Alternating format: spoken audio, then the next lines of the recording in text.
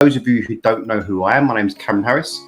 I am the owner of a company called Truth Fitness, and we are a company, a health and fitness company that specialises in business leaders, helping them to transform their lives in just 6 short weeks.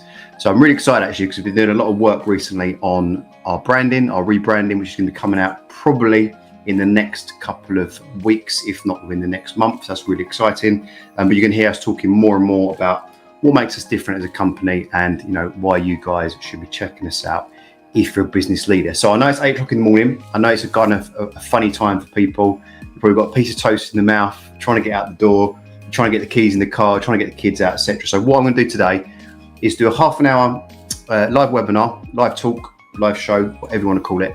And we're going to talk about something very specific, which is what are you willing to give up? Okay. Now, I watched an incredible video yesterday which spoke about this exact subject, but it spoke about within the framework of business. Okay. Now, there's lots of parallels which you can probably think about top of your head, but also you'll see lots of people talking about it online between business and fitness, right? Now, we specifically talk to business people. So if you're a business leader, if you're a business owner, if you're a senior executive, CEO, whatever you are, if you're within that business leader bracket, you'll know in your mind there's some similarities between, building a business, running a business, and building your health, building your fitness, building your strength, like all those kind of KPIs, those key areas. Okay. Now, when it comes to, giving stuff up, it's a subject that most health and fitness companies, most personal trainers, most coaches don't want to talk about. And we're called Truth for a reason. We're very transparent and honest about things, because most of the information that you guys are reading, most of the information that you guys are kind of consuming online isn't relevant to you. Now, I'm going to talk, obviously, I'm trying to address 10, 15, 20, 30, 40 people on this call right now. So I'm going to keep this information as kind of general as I can, so it really helps each individual person. But specifically, when we talk about business people, one of the issues that we see, and regularly we experience this, and obviously many of our clients are in this bracket, they've really worked hard for many years to get themselves to this kind of level where they feel successful, they're well known within the industry, they've built teams, they've built a business, and they're in a position now where, they're doing pretty well for themselves, okay? But unfortunately, there's had to be some kind of sacrifice to get them to this point, okay? Oftentimes, and this is why I've got a company, oftentimes health and their fitness, so their health and their conditioning, their health and their body, whichever way you want to kind of dress it up, right? That has been pushed down the priority list for a considerable amount of time, because they've not had the time, they've not had the mental capacities, they've not had the brain space to actually do this, to actually get to the gym, to look after themselves. Business is all consuming. And those of you out there that are watching this and know what I'm talking about, business is a 24-hour, 365 day a year thing.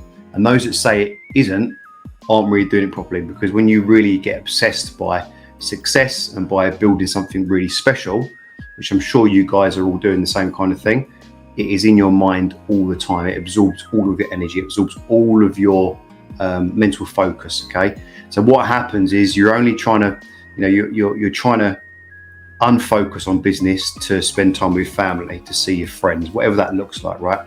But you and I both know that business is a massive part of your life, and it probably has been for a long time. But perhaps, like the person I just spoke about, health and fitness and conditioning and weight and all that kind of stuff has been pushed down that list of priorities. Okay. Now, what most personal trainers talk to you about, what most coaching companies speak about, not all, but most, is this idea of kind of flexibility, flexible dieting, being able to kind of do what you want, and it being a fluid and flexible situation where, you can get your goals, but you can have flexibility as well. And I'm going to kind of go against that a little bit. And I'm probably, sticking my neck out here, and it might isolate some people, and that's fine, because those aren't the people that we want to help. We want to help the people that like information that is truthful and actually going to work for you, rather than just being told what you want to hear. Okay. Now, again, if we go into, I'm not digging anybody out. I'm really, really not. We don't do that here. And I know there's plenty of personal trainers out there that have built their business on digging out other coaches and other personal trainers. I'm not doing that. I'm just talking about generally. So when you look at a lot of the information that's put out there, you'll see personal trainers that are in great shape, they're in great nick, and they talk about, pictures of them eating pizza, pictures of them eating a donut, and they're kind of playing this flexible dieting game, okay, which is great for them, because they are training probably 6, 7, 8 times a week, and maybe they're in their 20s, and maybe they've got great genes, right? That isn't relevant for you, first off the bat, okay? That whole flexible thing probably isn't suitable for most of the people that we kind of pick up as clients, people that we help in general, okay? It's the flexible dieting thing. Then you've got flexibility around alcohol. I see this all the time. I'm not an alcohol Nazi. I enjoy a drink. I'm not going to tell you any lies around that. I'll have some wine on the weekend with family and friends, stuff like that. But it's a balanced approach to it. So training and nutrition come first, and the alcohol and the social side of things comes very much second, okay? One doesn't happen without the other, if that makes sense, okay? 80%, 20%, probably more like 90%, 10%, right? When it comes to things like alcohol, if you're in a position where you watch this video and you're 1, 2, 3, 4 stone overweight, okay, that has taken you a considerable amount of time, considerable amount of effort in the wrong direction to get yourself into that position, okay? If you're on medication, if you're overweight, if you're in pain, if your sleep's all over the place, if your body's in absolute pieces, that has taken you a considerable amount of time doing the bad things consistently, okay? If you go and speak to a personal trainer or a coach or a training company, a weight loss company, and they're telling you that flexibility is fine, that you can drink and you can eat pizza, I would have alarm bells going off, to be completely transparent with you, okay? And the reason I say that is that it's great because it is good to market that way. It's what's the easiest way to market to people that want to lose weight, right? It's okay, well, you can lose weight and you can eat all this stuff, yeah? Or you can lose weight and you can drink all this, or you can lose weight and change nothing in your lifestyle. Bullshit. It's not a real thing, okay? If you want to make tiny, negligible changes which take an elongated amount of time to achieve, if you don't really want to give your body what it needs to optimize your health, if you don't really have it as an important priority for you to optimize your health and achieve an ultimate goal, that's fine. Maybe flexibility, drinking what you want, eating what you want, but getting your workouts in. Maybe that's a good approach for you. But let me tell you now, don't be disappointed. Don't be upset when you're 2 months in and nothing has changed, because you haven't changed. All right.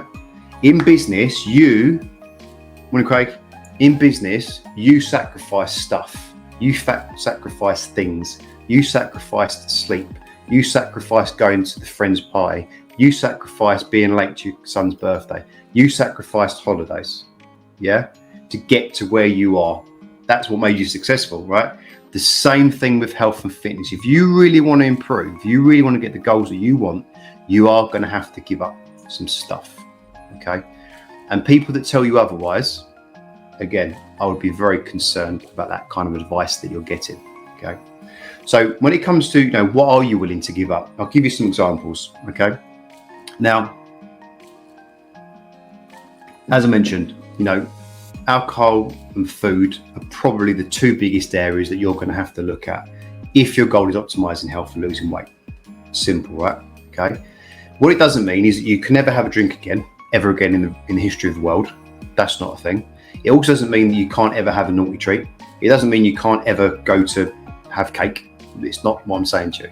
What I'm saying to you is that on that front end, when you want to get the results in that 6-week period, which is what we do, or that 12-week period, that 16-week period, you're going to have to look at your habits. You're going to have to look at what you do on an hourly, a weekly, a daily, a weekly, and a monthly basis, and look at what you can tweak and change and update and improve to get the changes that you want. The amount of people that I speak to, business leaders, that are pissed off and frustrated because they've gone around the merry-go-round of losing weight, putting it on, losing weight, putting it on, losing weight, putting it on, yeah? And we talk about weight because most people that want to get fit and healthy have some weight to lose. That's a generalization across the board. Of course, it's the other end of the spectrum, but mostly it's people that want to lose weight to improve their health, to improve their health markers. And we know that when we're at a healthier weight, when our body is in shape and strong and fit and conditioned, the health issues, the negative health issues, drop through the floor. Okay. So if you're looking at this video this morning and you know that you drink too much, 2, 3, 4, 5 times a week, as an example, if you know that you overeat on sugar, okay, if you know that you have too many takeaways, if you know that you go out too much with friends, colleagues, business peers, clients, if you know that that's your bag, something needs to move, okay? Now, maybe when it comes to, business meetings, to networking meetings, meeting new clients, client meetings, all that kind of stuff, maybe that's not movable, and that's cool, okay? But you need to look at what you're doing at those events. Do you need to drink, okay? Do you need to go to an Indian restaurant or a pizza restaurant or Italian restaurant? Can you go to a Turkish restaurant, which is obviously going to give you some healthier options? Yeah. Start to look at what you can start switching. Doesn't necessarily mean you have to completely give stuff up, but it means you're going to have to start looking at what part of it you need to give up. What types of drinks are you drinking? Are you having 10 pints? Okay. There's not a person on this planet that can drink 15 pints every week and get in shape. Okay, maybe people that run in marathons, right? Maybe people that are training 10 hours a day. But for general population, people I'm talking to, business leaders, it's not going to happen. There needs to be some kind of balance, right? So when you look at the types of drinks you're having, what can we switch out? Instead of having beer, could we have vodka and gin? Yeah. Instead of going for a pizza and pasta and heavy curry, could we go for, a Turkish, or go to a Greek restaurant or something that's a little bit more kind of protein, vegetable based, okay? So unless you're willing to look at that, unless you're willing to, understand that there needs to be some changes put in place, unless you're willing to give up that old lifestyle, then you're going to keep going around the merry-go-round, okay? You're going to keep going round and round and round. And, again, I speak to a lot of people that are in their 50s and late 40s, 50s and 60s that really, really, really, really, really struggle with this idea, okay? The idea of giving up that lifestyle is very concerning. It's probably quite scary. Yeah. It doesn't mean you've got to give it up, but it means you're going to have a period of recalibrating and readjusting what you do. So let's talk specifically about a 6-week period, because we talk about 6 weeks, right? Everyone talks about 12 weeks. We talk about 6 weeks. As you can tell, we like to do things a little bit differently here. We don't like to go with what everybody else does. We go with what works for us and for our clients, and we hold very strong to that. So let's look at a 6-week period, which is only 6 weekends, right? It's not a long time. We're not talking about 6 months. It's 6 weeks, okay? That 6-week period is perfect for recalibration, for looking at your habits and starting to adjust them, so you're starting to get results and starting to see the changes that you want, okay? For 6 weeks, let's give you an example. Let's say you start on Monday, right? And this is all on the pretense that you guys want to get results and you want to build yourself a program which is going to help you to lose fat, improve your energy, improve your health markers, work on your sleep, improve your condition, etc., etc. Again, it's all individualized, but generally weight loss is where people want to get weight loss, fat loss. So say you start on Monday, you've got 6 weeks, 6 weekends, right? What habits can you change? What habits can you look at and adjust, which are going to help you to skyrocket all those things I just spoke about, okay? When you go to work in the morning, for example, when you get on the train, are you grabbing a latte and a croissant? Do you do that every morning?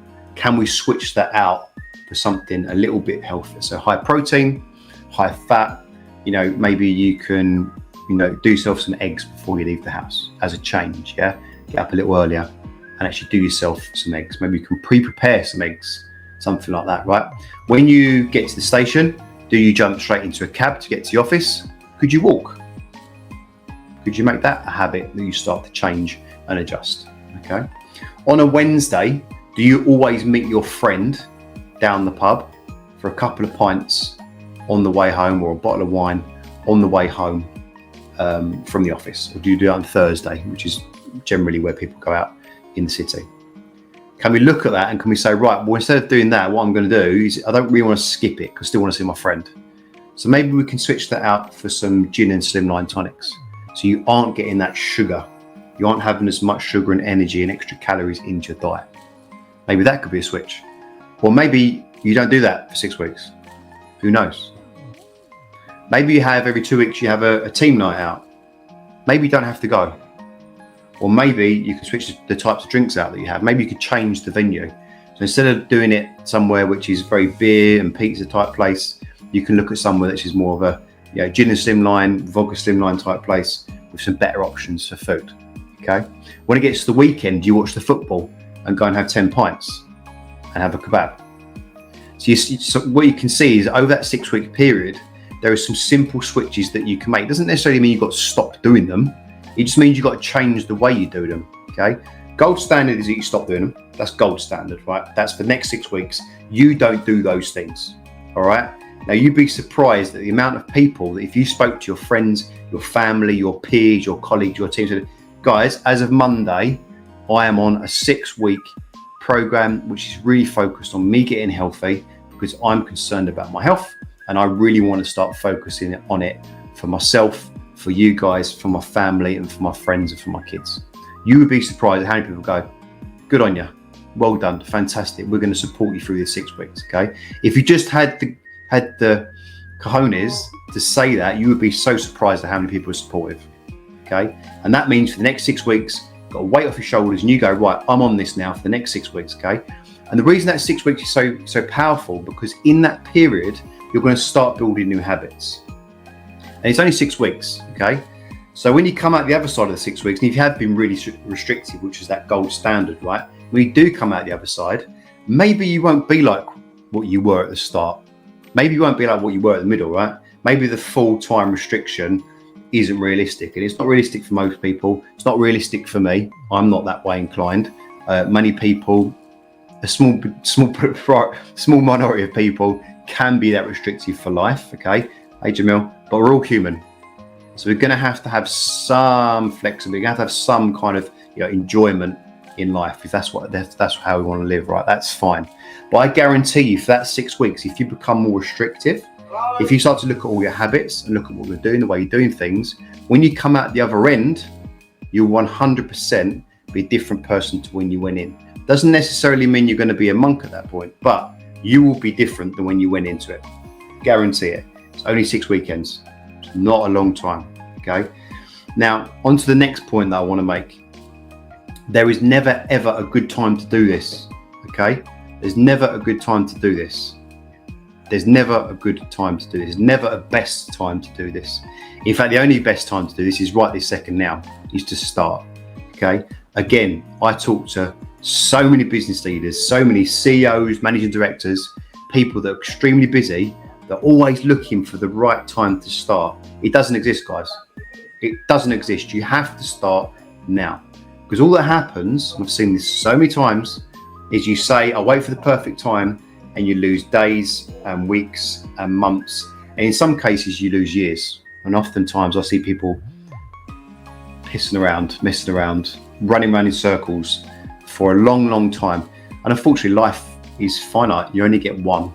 Okay, so if you want to live it in a healthy, vibrant, energetic world, in a way where you feel healthy and strong and you can do the things you want forever, and you've got abundant energy and you feel great and you can look after your kids and you're an inspiration to not only yourself, to your friends, your family, your team, your kids, then you have to start now. You have to set a date.